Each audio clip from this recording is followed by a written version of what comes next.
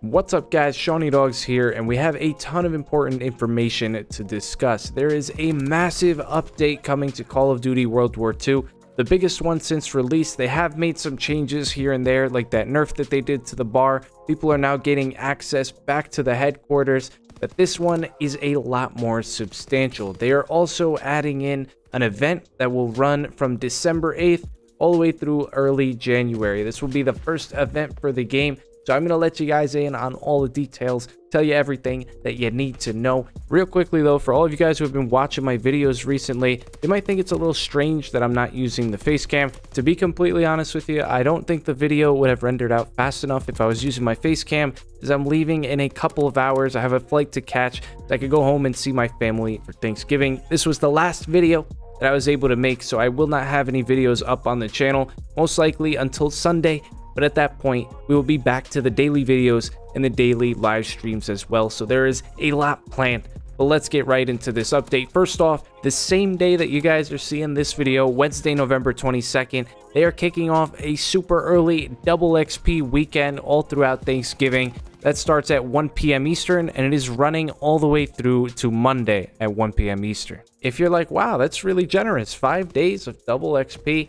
I'm sure it went something along the lines of, hey guys, we sort of released an unfinished game. We're still working out all the details. Things are getting better, but here, this one's on the house. That's how I imagine it went down. Also, I'm pretty sure all, or at least most PS4 users are now seeing other people within their headquarters, as was intended at the beginning of the game. But for Xbox, and I checked earlier today, I still don't have anyone in my headquarters. So they said that they will be rolling out that fix all throughout this week, so don't be surprised if you start seeing a whole lot of people in your headquarters throughout this Thanksgiving weekend. Now, for the actual concrete changes that they are making, that's going to come a little bit later. They didn't give us the exact date, but they said early next week. The first part about what they said is going to be included in this update, they said various map exploit fixes, UI improvements, fixes to issues with party, connectivity optimizations, and more. So basically that whole first line, it was all the things under the hood that aren't really finished about the game, the little problems that it's having. And while I highly doubt that this update is going to fix everything, it's probably going to address the most glaring issues that the most people have been complaining about.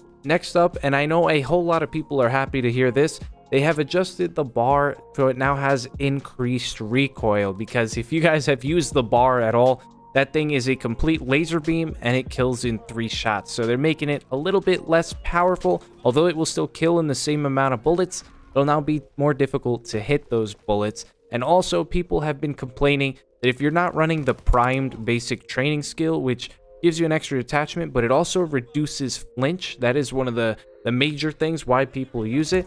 They are reducing the flinch reduction of this basic training, so it will no longer have as much of an effect. And while you may think that is an absolutely horrible thing, because now your aim is going to be shaking all over the place if you're getting shot, they are currently testing, and this is with all of the primary weapons, reduced flinch across the board. So they're basically going to make it so that that primed perk isn't as essential, necessary to have, and you can experiment, use some more of the basic trainings, maybe find some ones that you like. And I'm curious to see how this is going to work out, because what may end up happening after they reduce the flinch of all the weapons, we might see some weapons that were completely terrible before and they'll be really good afterwards. So I'll definitely be testing out some of those weapons myself to see if some of them got fixed a little bit better than others. They also fixed the snaking exploit, which if you've been watching pro players play the last few years in Call of Duty, snaking is when you're behind a piece of cover and the enemy, they pretty much can't see you, because what you're doing is you keep going prone and getting back up,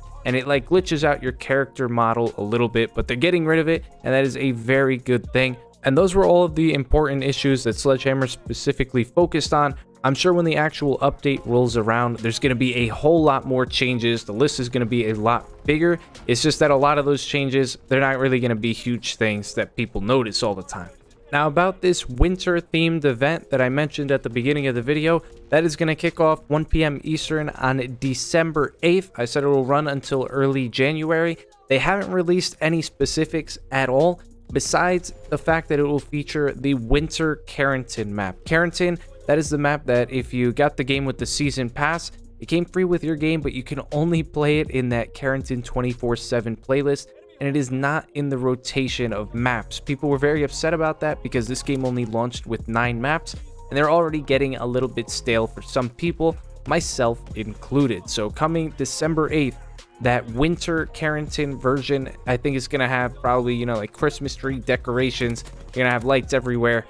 That map is going to be playable for everyone, regardless of whether or not you have the season pass. Although once early January comes around and the event ends, you'll no longer have access to Carrington. We're back to 9 maps, boys. And lastly, in this event, they said that they will have weekly Winter Siege rewards for players that join them during the event. I'm sure that this is going to function like pretty much exactly like the Days of Summer event in Infinite Warfare. If you played that, you pretty much log in. It counts as a login bonus. Maybe they'll have some challenges. They'll give you some special rewards that are only available during the specific event. But that is all we got for now. I am super curious to know how this game is going to play out once they implement all these changes, for better or for worse.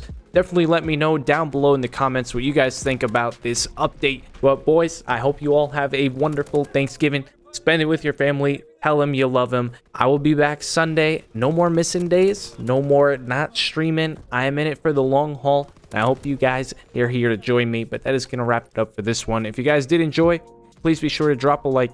Comment down below with any thoughts or questions you may have. And as always, subscribe to the channel if you guys are brand new. Some more COD World War II videos.